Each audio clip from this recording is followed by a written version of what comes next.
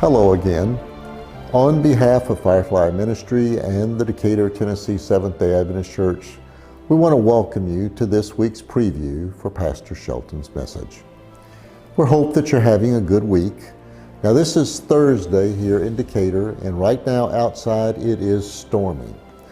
There are flash flood watches in our area, and there are supposed to be even some tornado warnings possibly later tonight. We hope that each one of you is inside and dry and safe. But whatever is happening, we know that God loves you and that God's protection is there and that He will be in charge of everything that does happen.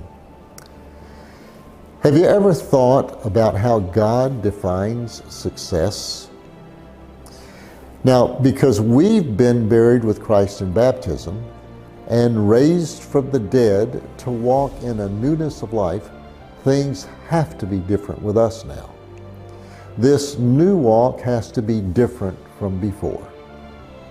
We all know how corporate America measures success. It's based on what you've done, what you've accomplished, and maybe what you've accumulated. It emphasizes focusing much of our time and energy and resources in earning titles and collecting accomplishments. But the Beatitudes of Matthew 5 help us to understand that the Christian's journey is not the way of the world, and that worldly success is not how God measures success. It was after pronouncing His 9 blessings on the sin-ravaged hearers in verses 2 through 11 that Jesus admonished them not to be fooled by the way the world evaluates and rewards success. In verse 12, He instructs them to rejoice and be exceedingly glad, for their reward is in heaven. And then He reminds them that the world had persecuted the prophets who were before them. Then, through the use of the illustrations of salt and light, that's found in verses 13 through 16, we begin to get a glimpse into how God equips us to be successful from heaven's point of view.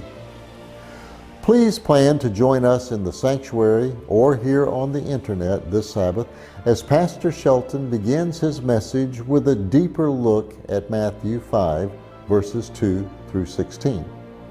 His message is entitled, Using Your Talents for God. We do hope that you can be part of our live sanctuary service this Sabbath, but if not, be sure to join us on either Facebook or YouTube for the pastor's message. Until then, have a blessed week.